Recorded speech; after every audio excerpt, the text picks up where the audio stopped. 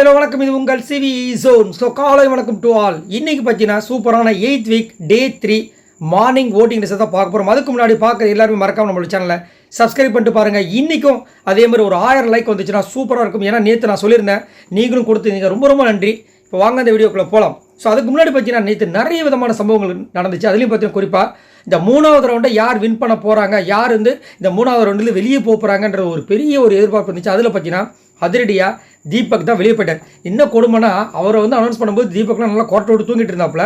ஏன்னா கரெக்டாக ஒரு 3:30 மணி இருக்கும். அந்த டைம் தான் வந்துட்டு அதுவும் அன்ஷிதா முடியாமல் உட்காந்துட்டு இருந்தாங்க. அவங்களுக்கு ரெஸ்ட் ரூம் முடியல. அதுக்கப்புறம் ட்ரெஸ்லேயே போயிட்டாங்க போல இருக்குது. பாவம் ரொம்ப கஷ்டப்பட்டாங்க. அதுக்கப்புறம் தான் வந்துட்டு அவங்க கிவ் அப் பண்ணாங்க. அது வரைக்கும் ஜாக்லினும் ரொம்ப ஸ்ட்ராங்காக இருந்தாங்க. உண்மையிலே 2 பேருமே சூப்பராக பண்ணாங்க. பட் என்ன கேட்டிங்கன்னா, அவ்வளோ பிடிவாதமாக இருக்க வேண்டிய அவசியம் என்ன? மஞ்சரி அந்தளவுக்கு அவங்கள வந்து ஹர்ட் பண்ணிட்டாங்கன்றது என்னோட கேள்வி. உங்களுக்கு என்ன தோணுதுன்றதை சொல்லுங்கள். பட் 2 பேருமே சூப்பராக பண்ணாங்க. ரெண்டாவது பார்த்தீங்கன்னா, இந்த முத்துக்குமரனை வந்துட்டு இந்த சௌந்தர்யா பண்ண விஷயங்கள் ரொம்ப அட்டுழியமாக இருந்துச்சு, ரொம்ப கேவலமாக இருந்துச்சு. முத்துக்குமரன் தானாக நிற்கிறாரு, வந்து என்ன பண்ணுறாங்க, மஞ்சரியோட பொம்மையை வந்துட்டு அவங்க வைக்கலையாம். அதை வந்து எப்படி சொல்கிறாங்க, ஆக்சுவலாக மஞ்சரியோடைய பொம்மை மட்டும் இல்லை, அந்த டீமில் இருக்கவங்க எல்லாருமே அவங்கவுங்க பொம்மையை எடுத்துகிட்டு மற்றவங்கள கொடுக்குறதா பிளான். ஆனால் மஞ்சரியோட வந்து நீங்கள் எப்படி மிஸ் பண்ணிட்டீங்க, அப்போ நீங்கள் வேணும்ட்டே பண்ணிட்டீங்கன்னு சொல்லிட்டு அங்கே ஒரு விஷயத்த பண்ணுறாங்க. அங்கே வந்து மூக்கு உடைக்கிற நம்ம முத்துக்குமரன். அடுத்தது பார்த்தீங்கன்னா மஞ்சரி கிட்ட போய் சண்டை போடுறாங்க. நீ வந்து பொய்க்காரின்ற ஏதோ பண்ணுறாங்க, புள்ளி பண்ணுறாங்க, அவங்கள மார்க் பண்ணுறாங்க, பண்ணுறாங்க. ரொம்ப கேவலமாக கிரிஞ்சாக இருந்துச்சு. ஸோ அதை பற்றி சொல்லுங்கள். இந்த பொண்ணு ஃபஸ்ட் ரவுண்டே வெளியே போயாச்சு. அதுக்கப்புறமா அந்த காண்டில் இந்த அளவுக்கு பண்ணுறாங்களே, இதுக்கெல்லாம் என்ன அர்த்தம்? அது மட்டும் இல்லாமல் தீபக்கிட்டையும் போய் சொல்கிறாங்க, முத்துக்குமரன் நம்பிடாதீங்க, அவங்கள ஏமாத்திரும் அப்படின்ட்டு. என்னத்தை சொல்கிறேன்? சரி, நீங்கள் அதை பற்றி சொல்லுங்கள். அடுத்தது பார்த்தீங்கன்னா, தீபக்கோட கேப்டன்ஷிப் எப்படி இருந்துச்சுன்றதை சொல்லுங்கள். ஏன்னா என்னை கேட்டிங்கன்னா, தீபக்கோட கேப்டன்ஷிப் பார்த்தீங்கன்னா ஃபர்ஸ்ட் டே சூப்பராக இருந்தது. ஆனால் நேற்று ரொம்ப மட்டமாக இருந்த மாதிரி இருந்துச்சு. அதுவும் பார்த்தீங்கன்னா ரொம்ப பயாஸ்டாக. குறிப்பாக பார்த்தீங்கன்னா அருணுக்கு ஏதாவது பிரச்சனைனா அவர் வந்துட்டு அதை வந்து பெருசாக கண்டுக்கவே மாட்டார். அதுக்கு சப்போர்ட் பண்ணுறதுக்காக நேற்றுலாம் முத்துக்குமரன் வந்துட்டு அவரோட தரப்பு விஷயங்களை வைக்கலான்னு வராரு.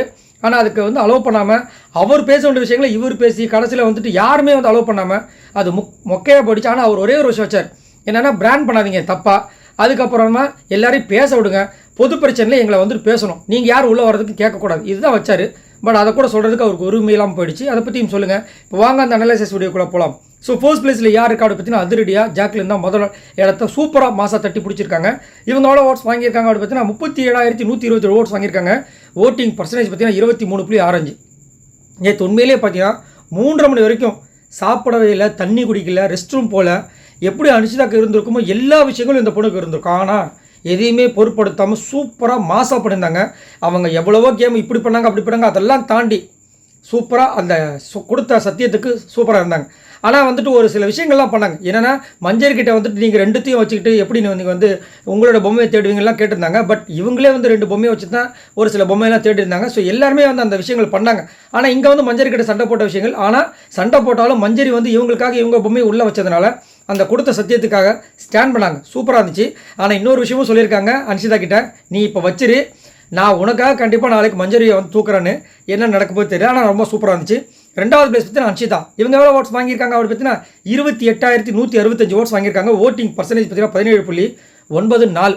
அன்ஷிதா எதுக்காக வந்துட்டு இவ்வளோ பெரிய ரிஸ்க் எடுத்தாங்கன்னு சொல்லிட்டு எல்லாருமே கண்டிப்பாக குழப்பம் இருக்கும். அதை அவங்க சொல்கிறாங்க, மஞ்சரி வந்துட்டு அதாவது வைல்ட் கார்டு என்ட்ரியாக வந்தாங்க, 50 நாளுக்கு அப்புறமா இந்த கோடெல்லாம் ரிமூவ் பண்ணிட்டாங்க. அவங்க வந்து ஒரு பொம்மை டாஸ்க்குன்னு கொடுக்குறாங்க. அந்த நேரத்தில் உணர்ச்சி வசப்பட்டு என்ன சொல்கிறாங்க, நான் இதுக்கப்புறம் தான் வந்து இண்டிவிஜுவல் கேமே ஸ்டார்ட் ஆக போகுதுன்னு ஒரு வார்த்தை சொல்லியிருக்காங்க. இது முத்துக்குமரன் சொன்ன வார்த்தை தான், எல்லாரும் காமனாக சொல்கிற வார்த்தை தான். இது வந்து அவங்களுக்கு ஹார்ட் ஆகிடுச்சான். அப்போ நாங்கள் ஃப்ரம் டே 1லேருந்து இது வரைக்கும் நாங்கள் பண்ணதெல்லாம் அப்போ ஒன்றுமே இல்லையா, நாங்களே எவ்வளோ கஷ்டப்பட்டுருக்கு தெரியுமா, நீங்கள் வந்து அசால்ட்டாக சொல்கிறீங்க அப்படின்றாங்க. இதில் வந்து இவ்வளோ ஹார்ட் ஆகிறதுக்கு ஒன்றுமே இல்லை. ஏன் இவங்க பண்ணுறாங்கன்னு சத்தியமாக புரியல. அது மட்டும் இல்லாமல் ரொம்ப மார்க் பண்ணாங்க. அது கொஞ்சம் எல்லை மாரி தான் போச்சு. ஏன்னா இங்கேருந்து வந்துட்டு this is for you Jack, this is for you அப்படின்னு சொல்லிட்டு மஞ்சரி அங்கே நின்றுட்டு இருக்கும்போது அவ்வளோ மோசமாக பண்ணியிருந்தாங்க. எனக்கு என்னமோ அன்ஷிதாவோட ட்ரூ கலர் இப்போ தான் வெளியே வருதோ அப்புறமா தோணுது. உங்களுக்கு என்ன தோணுன்னு சொல்லுங்கள். ஆனாலும் கடைசி வரைக்கும் கிவ் அப் பண்ணாமல் இருந்தாங்க. பட் என்ன பண்ணுறது, இயற்கை அவங்கள வந்துட்டு கிவ் அப் பண்ண வச்சதுன்னு தான் சொல்லணும். ஓரளவுக்கு டஃப் கொடுத்தாங்க. 3வது பிளேஸ் பார்த்தீங்கன்னா விஜய் விஷால். இவர் எவ்வளோ ஓட்ஸ் வாங்கியிருக்காரு அப்படி பார்த்தீங்கன்னா 24,955 ஓட்ஸ் வாங்கியிருக்காரு. ஓட்டிங் பர்சன்டேஜ் பார்த்தீங்கன்னா 15.9. ரொம்ப மட்டமான ஒரு கேரக்டர். அன்ஷிதா கிட்ட பேசும்போது தர்ஷிகா மேலே எனக்கு வந்து பெருசாக க்ரஷ் கிடையாது, நான் வந்து ஃப்ரெண்ட்ஷிப்பை தான் மூவ் பண்ணுறேன், அந்த மாதிரி ஒரு ஆங்கிளில் பேசுகிறாரு. ஆனால் வந்துட்டு தர்ஷிகா கிட்ட வந்துட்டு அன்ஷிதா வந்து ஏன் வந்து நம்மக்கிட்ட வந்து பேசுது, நம்மளோட லவ் பற்றி ஏன் அந்த பொண்ணு வந்து பேசுதுன்னு ஒரு மாதிரி பேசி கடைசியில் இது எப்படி ஆயிடுச்சுன்னா அன்ஷிதா வந்துட்டு இவர் மேலே ஒரு பொசசிவ்னஸ் இருக்காங்கன்ற மாதிரி கிரியேட் பண்ணி விட்டாப்புல. அதை வந்து ஆர்ஜானந்தி அவங்க முன்னாடி கேட்டவொன்னு ரொம்ப இதுவாயிட்டாங்க. இதை வந்துட்டு அப்போ வந்து தீர்த்து வைக்க வேண்டியது விஜய் விஷால் அப்படின்னு சொல்லிட்டு அங்கே முடிவு பண்ணாங்க. பட் கடைசி வரைக்கும் விஜய் விஷால் போய் அன்ஷிதா கிட்ட பேசும்போது அன்ஷிதா வந்துட்டு இல்லை இது வந்து இந்த மாதிரி மாறி போயிருக்கு அப்படின்னு சொல்லி ஃபீல் பண்ணாலும் அவர் வந்துட்டு அதை சபையில் வந்து சொல்ல மாட்டாரு. இதை ஒரு இது சஸ்பென்ஸாகவே வைக்கணும்னு ஆசைப்படுறாரு. நம்மளை சுற்றி 4-5 பொண்ணுங்க இருந்தால் அவளுக்கு ஒரு சந்தோஷம் போல இருக்குது. ரொம்ப மட்டமான ஒரு இது. அதே மாதிரி ஒரு இடத்துல சூப்பராக ஒரு விஷயம் நடந்துச்சு. என்னென்னா முத்துக்குமரனை பற்றி ரயான் கிட்ட அப்படி போட்டு பொழந்துகிட்டே இருந்தார். அவன் அப்படி பண்ணுறான், அவனெல்லாம் வச்சு செஞ்சிருவேன் கிழிச்சிருவேன் அப்படி இப்படின்னு. திடீர்னு முத்துக்குமரன் எட்டி குத்தார், அப்படியே மாற்றினார். அவ்வளோ பயம் அப்படின்ற மாதிரி இருந்துச்சு. உடனே அப்படி செஞ்சாலும் அவர் வந்ததுக்கப்புறம் அப்படி செஞ்சாலும் நம்ம டீமை ஒன்றா இருக்கணும். அதனால் நம்ம என்ன பண்ணுறோம், அவர் என்ன பண்ணாலும் நம்ம கூடயே வச்சுக்கிறோம், நம்ம ஒரு மதிப்பு கொடுக்குறோம் அப்படின்ற மாதிரி மாற்றிட்டார். எனக்குலாம் செம சிரிப்பு. அவ்வளோ பயம் இருக்குது அவங்களுக்கு, அந்த பயம் இருக்கணுன்ற மாதிரி இருந்துச்சு. 4வது பிளேஸ் பற்றி நான் ரயான். இவர் எவ்வளோ ஓட்ஸ் வாங்கியிருக்காரு அப்படின்னு 13,390 ஓட்ஸ் வாங்கியிருக்காரு. ஓட்டிங் பர்சன்டேஜ் பார்த்தீங்கன்னா 8.53. ஸோ ரயான் நேற்று வந்து சூப்பராக கேம் ப்ளே பண்ணார். பட் இருந்தாலும் வந்துட்டு ஓவராக அந்த டீமுக்கு சப்போர்ட் பண்ணி வக்காலத்து வாங்குறதா கொஞ்சம் ஓவராக இருந்துச்சு. அதுவும் சௌந்தர்யாவோட அந்த இதை வந்துட்டு தர்ஷிகா வச்ச உடனே அவ்வளோ சண்டை போட்டார். அது கொஞ்சம் ஓவராக இருந்தது. ஏன்னா தர்ஷிகா ஒரு கேம் ப்ளே பண்ணுறாங்க, அதை வந்து ஏன் இவர் காண்டா வர்றாரு. ஆக்சுவலாக அவங்க எல்லாருமே சண்டை போட வேண்டிய ஆள் யாருன்னா ரஞ்சித் கிட்ட. ரஞ்சித் தான் எதை இருக்கவே ஒரு மட்டமான ஒரு ஆள். ஆனால் ரயான் வந்து சூப்பராக இருந்த ஒரு கேம் வந்து, அதாவது ரயான் கிட்ட இருக்கிற ஒரு பெரிய ப்ளஸ் பாயிண்ட்டே பார்த்தீங்கன்னா கேமில் அதாவது முத்துக்குமார் எப்படி சொல்கிறோமோ அதளவுக்கு இல்லைனாலும் அவர் வந்து சூப்பரான ஒரு பர்சன் தான். அது வந்து மாற்றுக்கிறது கிடையாது, நல்ல ஒரு கொடுக்குறாரு. அதே மாதிரி இப்போ மற்றவங்களாம் வந்து எப்படி புரணி பேசுகிறாங்கன்னு உங்களுக்கு தெரியும். ஆனால் இவர் வந்து பேசுகிற விஷயங்கள் பார்த்தீங்கன்னா கொஞ்சம் உண்மையும் இருக்கும். அந்த மாதிரி ஒரு ஜென்டில்மேன் சொல்லலாம். பார்க்கலாம் என்ன நடக்குது. அதனால தான் அவருக்கும் பார்த்தீங்கன்னா இந்த வைல்ட் கார்டு என்ட்ரிலே வந்த ஆட்களில் இவருக்கு தான் அதிகப்படியான ஓட்டு வந்துட்டுருக்கு. சரி, 5வது பேஸ் பார்த்தீங்கன்னா சத்யா. இவர் எவ்வளோ ஓட்ஸ் வாங்கியிருக்காரு அப்படின்னு 10,249 ஓட்ஸ் வாங்கியிருக்காரு. ஓட்டிங் பர்சன்டேஜ் பார்த்தீங்கன்னா 6.53. சத்யா முதல்ல ஒரு டீம் போட்டார். யாருன்னா விஜய் விஷால் கூட எல்லாருமே ஓடி போய் தபக்குன்னு குதிக்கிறாங்க. இவங்க 2 பேரும் கூலாக போகிறாங்க. அவங்களுடைய பொம்மை இவர் எடுக்கிறாரு, இவரோட பொம்மை அவர் எடுக்கிறாரு, எடுத்து போய் உள்ள வச்சுறாங்க. பிரச்சனையே இல்லை. ஆனால் நல்ல ஸ்மார்ட் மூவ் தான். பட் இதை தாண்டி வேறு ஏதாவது பண்ணாங்களா கேட்டிங்கன்னா ஒன்றுமே கிடையாது. ஆனால் ஒரு சில கொஷின்ஸ் கேட்டார், அது கொஞ்சம் நல்லா ஸ்மார்ட்டாக இருந்துச்சு. என்னென்னா ரஞ்சித் சார்களை கேட்டார், நீங்கள் வந்துட்டு ஒரு பொம்மையை எடுத்து நீங்கள் வந்து ஹோல்ட் பண்ணுறது தப்பு கிடையாது, ஆனால் உங்ககிட்ட ஜாக்லின் வந்து கொடுத்தது வந்து எப்படி வந்துட்டு நீங்கள் ஹோல்ட் பண்ணலாம் அப்படின்னு ஒரு சில கொஷின்ஸில் கேட்டார். இந்த மாதிரி ஓப்பனாக பேசினா தான் எங்களாரும் இங்கே நிலச்சி நிற்க முடியும். பட் இருந்தாலும் இவருக்கு பார்த்தீங்கன்னா ஓட்டை போட்டு மனுஷங்க மக்கள்லாம் வந்து 5வது பிளேஸ் வச்சுருக்காங்க. கரெக்ட். 6வது பிளேஸ் பற்றி நான் ரஞ்சித். இவர் எவ்வளோ ஓட்ஸ் வாங்கியிருக்காரு அப்படின்னு பார்த்தீங்கன்னா 10,039 ஓட்ஸ் வாங்கியிருக்காரு. ஓட்டிங் பர்சன்டேஜ் பார்த்தீங்கன்னா 6.4. ஸோ ரஞ்சித்தை பற்றி கண்டிப்பாக நம்ம சொல்லியாகும். என்னென்னா இது வரைக்கும் கேமே விளையாடாமல் இருந்தார். ஆனால் இன்றைக்கி ஒரு கேமை கொடுத்தாரு பாருங்க, ரொம்ப கேவலமான ஒரு கேம். அங்கே வந்து கரெக்டாக சொல்கிறாங்க, நீங்கள் உங்களுக்கு வந்து ஒருத்தர் வந்து அனுப்பக்கூடாது, இந்த கேமை விட்டு தூக்கணும் அப்படின்னா நீங்கள் வந்து அந்த பொம்மை எடுத்து வச்சுக்கோங்க, சேவ் பண்ணால் தூக்கி போய் உள்ள வைங்க, அவ்வளோதான் கான்செப்ட். இவர் வந்து ஃபஸ்ட்டு ராணுவ பொம்மை எடுத்து வச்சுக்கிட்டார். அது என்ன பொம்மைன்னு யாருக்கிட்டையும் காமிக்கவும் இல்லை. சரி, ஒரு சூப்பரான ஒரு கேம் விளையாட போகிறான்னு நினச்சிட்டு இருந்தால் திடீர்னு பார்த்தா ஜாக்லின் வந்துட்டு அந்த ராணுவ பொம்மை வாங்கிட்டு தர்ஷிகாவோட பொம்மையை கொடுக்குறாங்க. இதை நீங்கள் பத்திரமா வச்சுங்க, யாருக்கிட்ட கொடுக்காதீங்க. இவர் சரின்றாரு. என்ன நீங்கள் அப்போ ஜாக்லினோட அடியாளா, ஜாக்லினுக்கு அடிமையா, உங்களுக்கும் ஒரு சுயமாக ஒரு கேம் இல்லையா? எல்லாருமே கேட்குறாங்க. நீங்களாம் வந்து எடுத்து நீங்கள் வச்சுருந்தீங்க, தப்பே கிடையாது. தர்ஷிகா வந்து வெளியே போட நினச்சிங்க, அது ஒரு கேமு. ஆனால் அடுத்தவங்களுக்காக நீங்கள் வேலை பார்க்குறீங்களே, இது உங்களுக்கே ஒரு மாதிரி இல்லையான்னு கேட்குறாங்க. அது மட்டும் இல்லாமல் பிக் பாஸ் வந்து கேட்குறாரு, என்ன நடந்துச்சு சொல்லுங்கள் அப்படின்னா அதையும் வந்து முழுசாக சொல்ல மாட்டாரு. அதாவது பாஸ், நான் கையில் ராணுவ பொம்மை வச்சுருந்தேன், அதுக்கப்புறம் யாரோ வந்து பிடுங்கிறாங்களே, யார் நீங்களே சொல்லுங்கன்றாங்க. அப்போ என்ன அர்த்தம், நம்ம சொல்லிட்டா அவங்களுக்கு வந்து மனசில் பதிஞ்சிரும், அதனால் அவங்க வாயாலே சொல்ல வச்சுட்டோன்னா பிரச்சனை இல்லைன்னு. இவ்வளோ சேஃப் கேம் விளாண்டு எப்படி என்ன பண்ண போகிறீங்க? வெளியில் பார்க்குறவங்க மக்களாம் செம்மதாண்டா வராங்க இவரோட கேமை. ஆனாலும் மனுஷனுக்கு ஓட்டு வந்து வேறு 6வது பிளேஸில் இருக்கார். என்னத்த சொல்கிறது? சரி, 7வது பிளேஸ் பார்த்தீங்கன்னா மஞ்சரி. இவங்க எவ்வளோ ஓட்ஸ் வாங்கியிருக்காங்க அப்படின்னு பார்த்தீங்கன்னா 9,755 ஓட்ஸ் வாங்கியிருக்காங்க. ஓட்டிங் பர்சன்டேஜ் பார்த்தீங்கன்னா 6.21. ஸோ மஞ்சரி வந்துட்டு 9வது பிளேஸ் இருந்தாங்க. அதுக்கப்புறம் 8வது பிளேஸ் வந்தாங்க. இப்போ 7வது பிளேஸ் வந்திருக்காங்க. காரணம், சூப்பரான ஒரு கேம் கொடுத்தாங்க.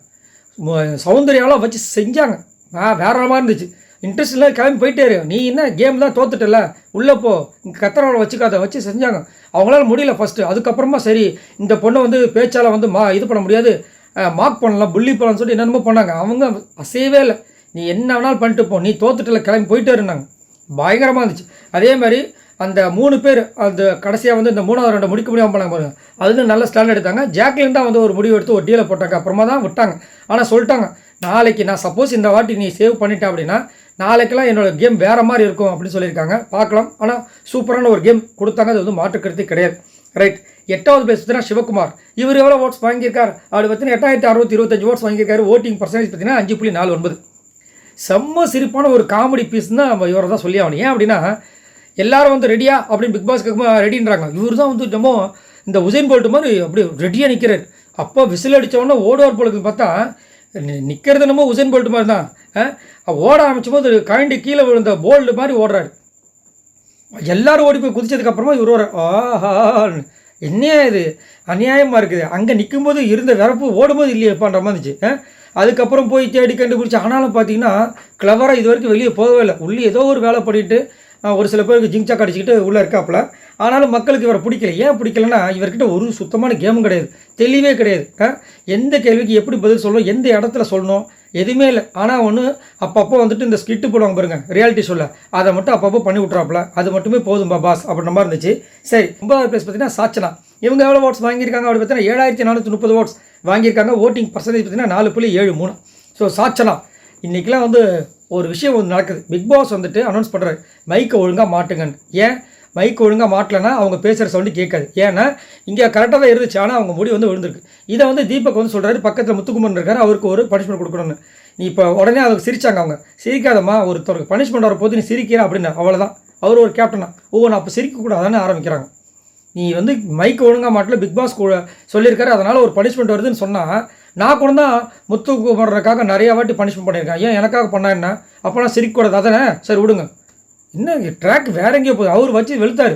ஆமாம், நீ சிரிக்கக்கூடாது அதெல்லாம் சொல்ல வரல, நீ வந்து மைக் ஒழுங்க மாட்டு சொல்கிறத பிக் பாஸ் சொன்னது அதை முதல் கேளு அப்படின்னு சொல்லி காய்ச்சி விட்டார். அதுக்கப்புறமா சாச்சனாக்கு சொன்னார் முத்துக்குமரன், இந்த இடத்துல ஒருத்தர் கேப்டன் வந்து ஒரு விஷயத்த சொல்கிறாருன்னா நீ டிஃபெண்ட் பண்ணாத, அந்த நேரத்தில் வந்து சரின்னு சொல்லிட்டு அக்செப்ட் பண்ணிட்டு போ. அதை விட்டு நீ பண்ணும்போது அது என்னன்னா வெளியில் பார்க்குற எனக்கே ஒரு மாதிரி இருக்குது. இப்போ மற்றவங்களுக்கு எப்படி இருக்குன்னு சொன்னால் இல்லை நான் அப்படி தான் பண்ணுவேன், இதான் என்னோடய கேரக்டர்ன்றாங்க. மற்றவங்க சொன்னால் கூட நான் சேஞ்ச் பண்ண மாட்டேன்றாங்க.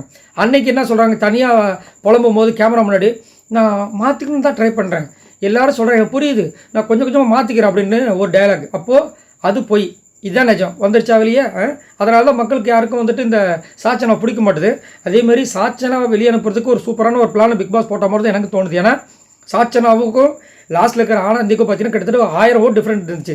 பட் இப்போ பார்த்தீங்கன்னா 2 பேருக்கு பார்த்தீங்கன்னா வெறும் 200 ஓட்டு தான் டிஃப்ரெண்ட் இருக்குது. ஸோ கண்டிப்பாக இந்த வாரம் சாச்சனா காலி ஆகிடுவாங்கன்னு தான் எனக்கு தோணுது. ஏன் அப்படின்னா ஒரு வாரம் விஜய் சேதுபதிக்காக பண்ணுவாங்க, ஆனால் வர ஒரு வாரமும் பண்ணுவாங்களாம் கேட்டிங்கன்னா கண்டிப்பாக பண்ண மாட்டாங்க. ஸோ லாஸ்ட்டாக பார்த்தீங்கன்னா ஆர்ஜே ஆனந்தி இவங்க எவ்வளோ ஓட்ஸ் வாங்கியிருக்காங்க அப்படி பார்த்தீங்கன்னா 7226 ஓட்ஸ் வாங்கியிருக்காங்க. ஓட்டிங் பர்சன்டேஜ் பார்த்தீங்கன்னா 4.6.